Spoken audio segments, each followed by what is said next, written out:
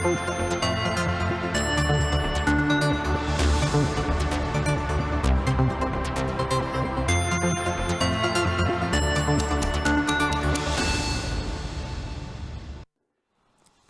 ጤና ይስጥልኝ ተመልካቾቻችን ከትግራይ ቴሌቪዥን የሚተላለፍላችሁ የአማርኛ ቋንቋ ዜናችን ጀምሯል።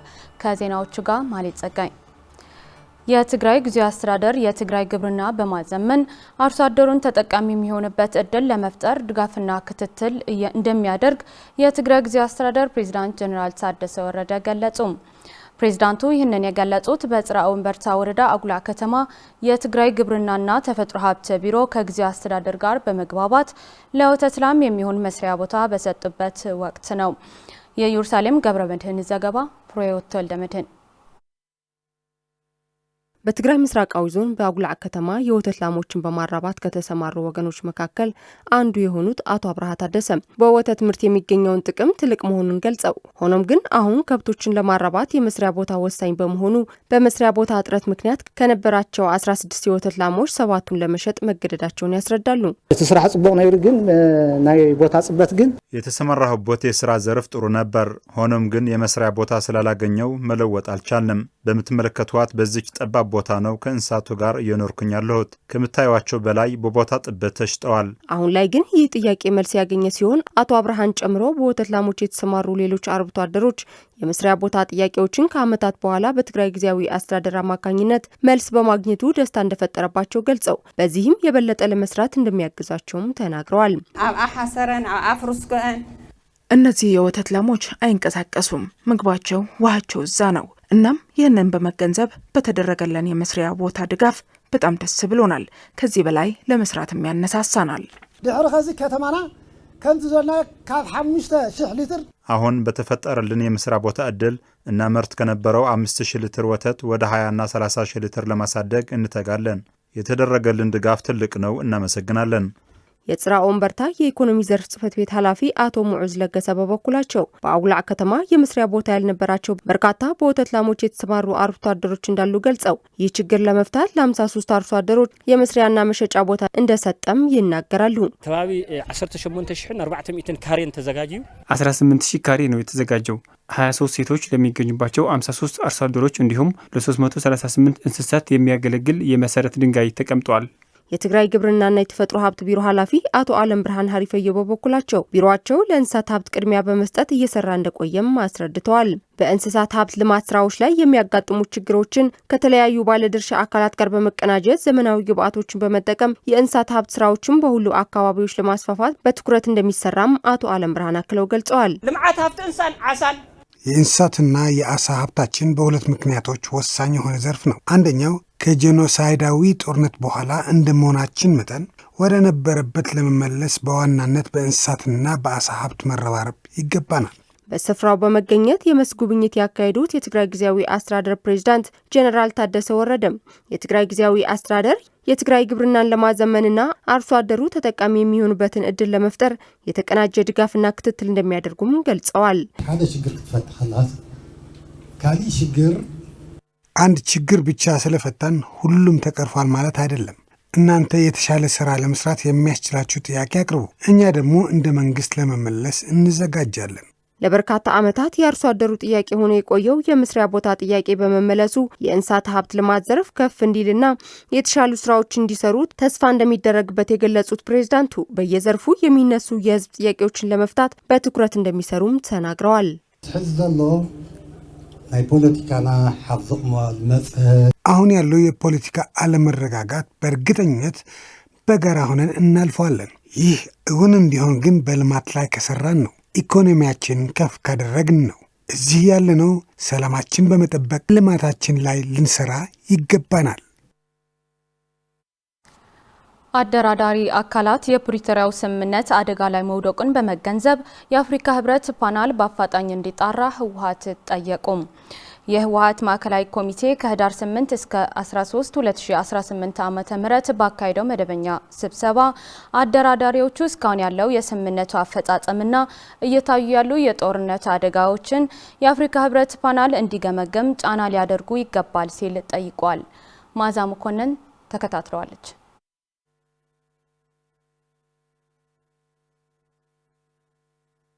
አደራዳሪ አካላት የፕሪቶሪያውን ስምምነት አደጋ ላይ መውደቁን በመገንዘብ የአፍሪካ ህብረት ፓናል በአፋጣኝ እንዲጠራ ህዝባዊ ወያነ ሓርነት ትግራይ ህወሓት ጥሪ ያቀረበ። ፓርቲው ይህንን ያለው የህወሓት ማዕከላዊ ኮሚቴ ከህዳር 8 እስከ 13 2018 ዓ.ም ባካሄደው መደበኛ ስብሰባው ሲሆን የፕሮግራም አፈጻጸም የ14ኛው መደበኛ ጉባኤ ውሳኔዎች የትግራይ አሁናዊ ሁኔታና የፕሪቶሪያው ውል አፈጻጸምን ጨምሮ የአፍሪካ ቀንድ ሁኔታን መሰረት አድርጎ ውይይት ማድረጉ በድህረ ገጹ ላይ አስታውቋል።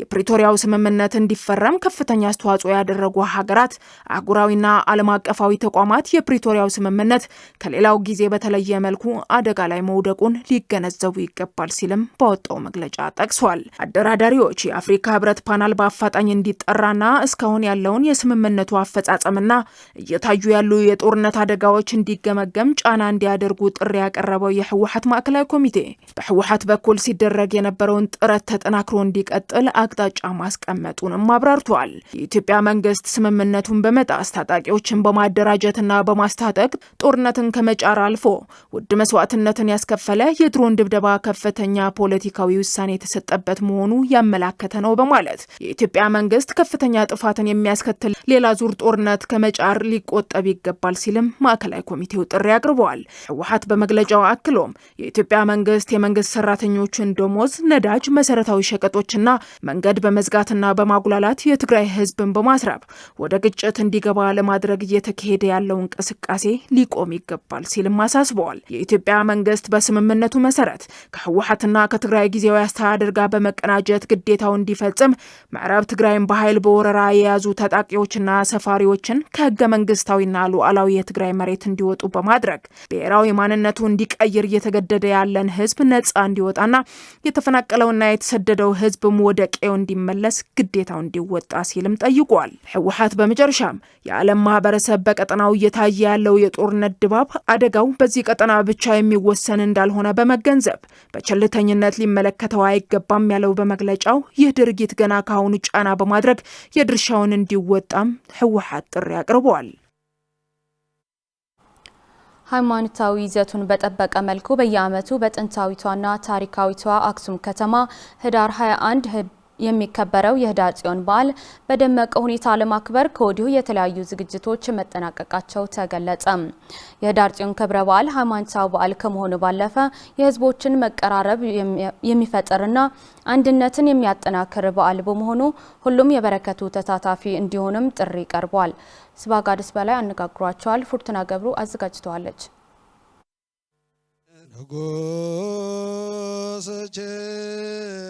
በየዓመቱ ህዳር 21 ሃይማኖታዊ ይዘቱን በጠበቀ መልኩ በደማቅ ሁኔታ እየተከበረ የመጣው የህዳር ጽዮን በዓል ዘንድሮም በዓሉን በደማቅ ሁኔታ ለማክበር ከወዲሁ የተለያዩ ዝግጅቶች እየተደረጉ ይገኛሉ። በኦርቶዶክስ እምነት ተከታዮች ዘንድ ከሚከበሩ አበይት በዓላት መካከል አንዱ የሆነው የህዳር ጽዮን በዓል በድምቀት ለማክበርም እንደ ሁልጊዜው የእምነቱ ተከታዮች አንድነታቸው በማጠናከር ወደ አክሱም በመምጣት የበረከቱ ተካፋይ እንዲሆኑ የአክሱም ጽዮን ርዕሰ አድባራት ወገዳማት ስራ አስኪያጅ ኑብርአድ ጎደፋ መርሃ ጥሪ ያቀርበዋል። የተለያዩ ስጦታዎች የሰጠ እግዚአብሔር አምላክ ለታወት ለእመቤታችን ለቅድስት ድንግል እስከ 300 ትውልድ ተምሯል ተውለዋልና እናንተ መጣችሁ የበዓሉ በረከት እንድታገኙ ልጆቻችሁ ይባረካሉና ከሁሉም አቅጣጫ ህዝቡ ካሁን ጀምሮ ብዙ መነኮሳት ባታውያን እየመጡ ናቸውና አክሱም የሰላም ከተማ ናትና መጥታችሁ የታወተ ጽዮን በረከት እንድታገኙ የርዕሰ አድባራት ወገዳማት አክሱም ጽዮን ሰበካ ጉባኤ ስም ጥሪያን አቀርባለሁ። ትግራይ የበርካታ ጥንታዊ ገዳማትና ቅርሶች ባለቤት ስትሆን ከነዚህም ጥንታዊና ታሪካዊ ቅርሶች መካከል የአክሱም ጽዮን ቅዱስ ስፍራ ተጠቃሽ ነው። ይህ ቅዱስ ስፍራ ሃይማኖታዊ ይዘቱን ከማንጸባረቅ ባሻገር የቱሪዝም መስህብ በማድረግ ለክልሉ ብሎም ለሀገሪቱ የቱሪዝም እድገት አስተዋጽኦ እንዲኖረው በርካታ ስራዎች እየተሰሩ መምጣታቸው የገለጹት የአክሱም ከተማ ባህልና ቱሪዝም ጽሕፈት ቤት ኃላፊ አቶ ገብረመድህን ፍጹም ብርሃን ዘንድሮ በሚከበረው በዓልም የህዳር ጽዮን በዓል አከባበር ጨምሮ በአክሱም ዙሪያ ያሉትን ቅርሶች ለዓለም በማስተዋወቅ ትግራይ በኢኮኖሚ ዘርፍ ተጠቃሚ ለማድረግ ስራዎች ተሰርተዋል ብለዋል። ከደቡብ ኢትዮጵያ፣ ከምስራቅ፣ ከሰሜን ከሁሉም አቅጣጫዎች እንዲሁም ከውጭ ሀገር የተለያየ ዲያስፖራና የተለያዩ ሰዎች መጥተው ክብረ በዓል ጋር የሚውልበት ሁኔታ ነው የለመድነውና ይህንን የለመድነው ዘንድሮም ሁሉም ከያቅጣጫው መጥቶ በህዳር ጽዮን በዓል እንዲሳተፍ በዚህ አጋጣሚ ጥሪያችን እናቀርባለን። ለዚህም ደግሞ የጸጥታ ሁኔታ፣ የመስተንግዶ ሁኔታ፣ ሁሉንም ነገር የተለያዩ ኮሚቴዎችን አዋቅረን አስፈላጊውን ዝግጅት ከዛሬ 1 ወር በፊት ጀምረን የተለያዩ ዝግጅቶችን ያጠናቀቅን መሆናችን በዚህ አጋጣሚ መግለጽ ፈልጋለሁና በዓሉ በሰላማዊ መንገድ እንዲጠናቀቅ ሙሉ ዝግጅት መደረጉን የገለጹት ደግሞ የአክሱም ከተማ ከንቲባ አቶ ትኩ ኃይሉ ሲሆኑ በዓሉ ለማክበርና ለማሳተፍ ከተለያዩ የአገሪቷ ክፍል ለሚመጡ እንግዶች በክብር ለማስተናገድ የአክሱም ከተማ ነዋሪ እንደ ሁሌም የእንግዳ ተቀባይነት ባህሉን ለማሳየት አንድነቱን አጠናክሮ በጉጉት እየተጠባበቀ እንደሚገኝ ገልጸዋል። ሓድነት ኣብ ትግራዋይነት መንነት ክብሩን መንነቱን ዘይዋገ የትግራይ ህዝብ በአንድነቱ በማንነቱ በክብሩ በባህሉ የማይደራደር ህዝብ መሆኑ በተለያዩ መልኩ እያሳየ መጥቷል። አክሱም ከተማም በአገራችን አሉ ከሚባሉ ድንቅ ታሪኮች ባለቤት አንዷ ናት። ይህ በዓልም ሲከበር የህዝቡ ባህል እንግዳ አክባሪነቱን እያሳየ መጥቷል። አሁንም ህዳር 21 የሚከበረውን የህዳር ጽዮን በዓል ለማክበር የትግራይን ባህል ቅርስ ያለንን ሁሉ እሴት ለማስተዋወቅ እንደነዚህ ያሉ በዓሎች ትልቅ ጠቀሜታ አላቸው። በመሆኑም ይህንን እድል ለመጠቀም እየሰራን መጥተናል። አሁንም አንድነታችንን አጠናክረን አክሱም ያቀፈቻቸውን ያልተዳሰሱና ያልተነገረላቸው ሀብቶች ለማወቅ እንግዶቻችን የበረከቱ ተካፋይ እንዲሆኑ እንፈልጋለን። ትግራይ ማለት ኢትዮጵያ፣ ኢትዮጵያ ማለት አክሱም መሆኗን ከዚህ በዓል ይገነዘባሉ ብለን እናስባለን። እንደነዚህ ያሉ በዓሎች ወቅትም ያሉን ቅርሶች፣ ባህሎች በማስተዋወቅ ረገድ ትልቅ አስተዋጽኦ ሊኖረን ይገባል። በትግራይ የሚገኙ የስኳር ታማሚዎች ከጦርነት በፊት ይሰጥ የነበረውን ነፃ የሕክምና ክትትልና መድኃኒት አቅርቦት አገልግሎት መቋረጡን ተከትለው አሁን ላይ ላልተፈለገ ወጪና እንግልት እየተዳረጉ መሆኑን ተገለጸ። የስኳር ህሙማን ቀን ለ34ኛ ጊዜ በተለያዩ መርሃ ግብሮች እየተከበረ ሲሆን በአይደር ሪፈራል ሆስፒታልም የስኳር በሽታ መንስኤዎችና መከላከያ ዘዴዎችን በሚመለከት በባለሙያዎች የግንዛቤ ማስጨበጫ ስልጠና በመስጠት እና በሌሎች መርሃ ግብሮች ተከብሯል። ፍሬዎት ወልደመድህን ተጨማሪ አላት። የዓለም የስኳር ህሙማን ቀን በኢትዮጵያ ህዳር ወር ላይ በየዓመቱ የሚከበር ሲሆን ዘንድሮም ለ34ኛ ጊዜ በተለያዩ የግንዛቤ ማስጨበጫ ፕሮግራሞች እየተከበረ ይገኛል። የዓለም የስኳር ህሙማን ቀን ምክንያት በማድረግ የስኳር በሽታ ታካሚዎች፣ የጤና ባለሙያዎችና ሌሎች ጥሪ የተደረገላቸው እንግዶች በተገኙበት በአይደር ሪፈራል ሆስፒታል የተከበረ ሲሆን በመድረኩም የስኳር በሽታ መንስኤዎችና መከላከያ ዘዴዎችን በሚመለከት በባለሙያዎች የግንዛቤ ማስጨበጫ ውይይት ተደርጓል። በመድረኩ ያገኘናቸው በአይደር ሪፈራል ሆስፒታል የስኳር ህክምና ክትትል የሚያደርጉ ታካሚዎች እንደገለጹት በትግራይ ከጦርነቱ በፊት ነፃ የህክምና ክትትል ብሎም በቂ የመድኃኒት አቅርቦት እንደነበረ ገልጸው አሁን ላይ ግን ይህ አገልግሎት በጦርነቱ ምክንያት በመቋረጡ ላልተፈለገ ወጪና እንግልት እየተዳረጉ መሆናቸውንም ያብራራሉ። አገልግሎት ጥሩ ቢሆንም መድኃኒት የለም። በጥሮት መድኃኒት ገንዘቡ ከሌለ መታከም አትችልም። በዛ ላይ ሰው እየሞተ እየጠፋ ነው። መድን ጤናም የለም፣ ገና ነው። ችግር ላይ ነው ያለነው። ከጦርነቱ በፊት ያው ህክምና አቅም ለሌለውም የነፃ ህክምና የሚባል ነበረ። ብዙ በሽተኛ ችግር አልነበረበትም። በአግባቡ መድኃኒት እየወሰደ ነበር። አሁን በቂ የሆነ የመድኃኒት አቅርቦት አለ ብዬ አላምንም። በተለይ ትግራይ ከጦርነቱ በኋላ ምንም ገቢ የሌላቸው በጥሮታ የተገለሉ ብዙ ትላልቅ ሰዎች አሉ። ስለዚህ ህክምናው ላይ በተለይ አይደር ላይ ያለው አሁን መድኃኒት የሚባል የለም። የሚመጣው መድኃኒት ለምሳሌ ከኢትዮጵያ ስኳር ህሙማን ማህበር የሚመጣ መድኃኒት አለ። ያ የሚመጣው ከ25 ዓመት በታች ለሆኑ ህፃናት ብቻ ነው። ስለዚህ አዳልትና ከ25 ዓመት በላይ ላሉ ህብረተሰባችን የሚያገኘው ግልጋሎት የለም ማለት። ስኳር በሽታ አይነቶችና መንስኤዎቻቸው የተለያዩ መሆናቸውንና እንደዚህ ያሉ መድረኮች ግንዛቤ ለማስጨበጥ ትልቅ ሚና እንዳላቸው የገለጹት ደግሞ በአይደር ሪፈራል ሆስፒታል የተያያዥ በሽታዎች ኢንዶሎጂስት ስፔሻላይዝድ የሆነችው ዶክተር መርሃዊት አጽባሃ ታካሚዎች እያነሱት ያለው ችግሮች ከግምት ውስጥ ያስገባ ስራዎች መስራት እንደሚገባም ጠቁመዋል። እንዳሉት ነው ያው መድኃኒት ትንሽ ችግር አለ። አሁን እንደገና በነጻም አያገኙም። ኢቭን ማይችሉትም አቅም የሌላቸውም ሰዎች በነጻ እያገኙ አይደሉምና ይሄ ደግሞ ከፍተኛ ችግር ያመጣባቸው ነው በህመማቸውን በማከም ደረጃ። ከፍተኛ ችግር እያመጣ ነውና ያው በነፃ ሌላ አትሊስት ለመድኃኒታቸው ባያስቡ እንደሳ አይነት ማለት ምንም ከአቅማቸው በላይ የሆኑ ሰዎች አሉ። የ1500 የ2000 ብር መድኃኒት አስፈልጓቸው ግን ያን ያህል ለመኖር እንኳን ያን ያህል ገቢ የሌላቸው ሰዎች አሉና ይሄን ያው የሚረዱ ድርጅቶች እንትን ካሉ በነፃ የሚታከሙበት ነገር ቢፈጠር ነው ለነሱ ጥሩ የሚሆነው ማለት ነው። የመቀለ ከተማ የስኳር ህመምተኞች ማህበር ስራ አስኪያጅ የሆኑት አቶ ካሕሳይ አረጋዊ በበኩላቸው አቅመ ደካማ የሆኑ የበሽታው ተጠቂ ወገኖችን ጨምሮ በከተማዋ የሚገኙ ስኳር ህመምተኞች በቂ የሆነ የሕክምናና የመድኃኒት አገልግሎት በማጣት ለከፍተኛ ችግር ተጋልጠው እንዳለ ገልጸው ችግሩን ለመፍታት ከሚመለከታቸው አካላት ጋር ንግግር እየተደረገ መሆኑን ያስረዳሉ። መዕቀኒ ዘይብሎም ሰባት አለው ብዙሓት የስኳር መጠናቸው መለኪያ የሌላቸው ሰዎች አሉ። ማህበራችንም ይህን መሳሪያ በመግዛት በፈለገው ቀን መጥቶ እንዲለኩ እንፈልጋለን። ሌላው በአይደር ሆስፒታል ልክ እንደ ሌላው ታካሚ ወረፋ ይዞ ነው የሚውለው። ይህ ደግሞ ከባድ ነው። የስኳር ታካሚ ቁርስ ሳይበላ ነው መታከም ያለበት። ስለዚህ ለበርካታ ሰዓቶች እንዲጠብቅ ይገደዳል። ይህ እንዲፈታ እየተነጋገርን ነው። መድኃኒትን በሚመለከት በጣም ከባድና የሚያሳዝን እያለቀሰ የሚውል ሰው በርካታ ነው። ይህ ለሚመለከታቸው አካላት ጠይቀናል። ፌንድሬዝ አድርጉና ሊያጉዝ የሚችሉ ባለሀብቶች አሰባስበን እንግዛላችሁ ነው የተባልነው።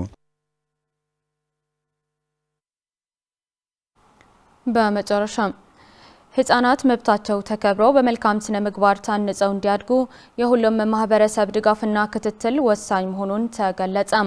በጦርነቱ ምክንያት የትግራይ ህጻናት ለከፍተኛ ስነ ልቦናዊና አካላዊ ጉዳት መዳረጋቸው የተገለጸ ሲሆን የህጻናት መብትና ፍላጎት በመጠበቅ ትውልድን መቅረጽ ይገባልም ተብሏል። አሰፋ ካሳ ዝርዝር አለው።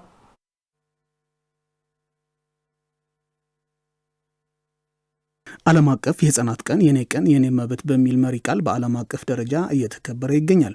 ይህ ቀን ሲከበር ህፃናት መብቶቻቸውን ተከብሮ መጪውን ጊዜ እንዲያብብ በትኩረት በመስራት ሊሆን ይገባል። ታዲያ ከዚህ ጋር በተያያዘ በህፃናት የነገ ዕጣ ፈንታ ትኩረት አድርገው ከሚሰሩና ኤዱኬሽናል ማተር የሚል ፕሮጀክት በመቅረጽ ትውልድን በማነጽ አስተዋጽኦ እያደረጉ ካሉ በአክሱም ዩኒቨርሲቲ መምህርና ተመራማሪ አቶ መዝገበ ገብረ ሚካኤል ጋር ቆይታ አድርገናል። ህፃናት የነገ ሀገር ተረካቢ እንደመሆናቸው መጠን በመልካም ስነ ምግባር ታንጸው እንዲያድጉ የሁሉም ማህበረሰብ ድጋፍና ክትትል ወሳኝ መሆኑ አቶ መዝገበ ገልጸዋል። እነዚህ ህፃናት የምናያቸው ያሉ ህፃናት ወላጆቻቸው በሱዳን አካባቢ ነው የሚገኙት።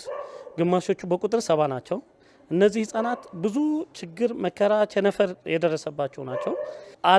የዓለም ህፃናት ማግኘት ያለባቸውን 3 መሰረታዊ ነገሮች መጠለያ፣ ምግብ፣ ልብስ ማግኘት ይገባቸዋል። ሆኖም ግን 2 ነገሮች ብቻ ናቸው እነዚህ ህፃናት የሚያገኙት ያሉት ምግብና እንዲሁም ልብስ ነው። መጠለያ የላቸውም። ምክንያቱ በዚህ በአንድ መጠለያ ያላቸው ማለት ህፃናቶቹ የሚፈልጉትን ለምሳሌ በቁሳቁስ ደረጃ ማየት እንችላለን። የሚጫወቱበት ሜዳ የላቸውም። ህፃናት ከትምህርት ቤት ከተመለሱ በኋላ መዝናኛ ቦታ የላቸውም። አትሊስት የዓለም ህፃናት ማግኘት ያለባቸውን ነገሮች ያገኙ አይደለም። ዋነኛ መሰረታዊ ችግሩ ደግሞ ወላጆቻቸው የነዚህ ህፃናት ግማሾቻቸው የት እንዳሉ ወላጆቻቸው አያውቁም። በትግራይ በተካሄደው ጄኖሳይዳዊ ጦርነት ህጻናት ከፍተኛ ስነ ልቦናዊና አካላዊ ጉዳት እንዲያስተናግዱ አድርጓል። ይህ ብቻ ሳይሆን ጦርነቱ ከወላጆቻቸው እቅፍ ነጥቆ ቤተሰብን በትኗል። በረሃብና በበሽታ እንዲሰቃዩም አድርጓል። ስለሆነም ህጻናት ጨምሮ ተፈናቃይ ወገኖች እያስተናገዱት ካለው ስቃይ ለማላቀቅ የፕሪቶሪያ የሰላም ስምምነት ተግባራዊ ለማድረግ አደራዳሪ አካላት ትኩረት በመስጠት ስምምነቱ እንዲተገበር መስራት ይገባል ሲሉም ያብራራሉ። በዓለም ውስጥ ያሉ ለዚህ ውል ስምምነት ያደረጉ የዓለም የአፍሪካ መሪዎች የግድ የፕሪቶሪያ ውል ስምምነት ተግባራዊ እንዲደረግ ጫና ማሳደር አለባቸው። ስለዚህ ዓለም ለትግራይ ህዝብ መስማት መቻል አለበት። ዓለም ለተፈናቀሉ ወገኖቻችን መስማት መቻል አለበት። የትግራይ ማህበረሰብ ከተፈናቀለበት ከሱዳንም በትግራይ ውስጥ ካሉ መጠለያዎችም የግድ መመለስ መቻል አለባቸው። ከልጆቻቸው ከዚህ ከሙሉ ማሳደጊያ የህፃናት ማዕከል ያሉ ልጆችም ከወላጆቻቸው ጋር መገናኘት መቻል አለባቸው የሚል አቋም አለኝ። ዜናዎቻችን አብቅቷል። ትግራይ ቴሌቪዥን መርጣችሁ ስለምትከታተሉ እናመሰግናለን። ከቀሪዎቹ የትግራይ ቴሌቪዥን ፕሮግራሞቻችን ጋር መልካም ቆይታ ይሁንላችሁ። በያላችሁበት ሰላም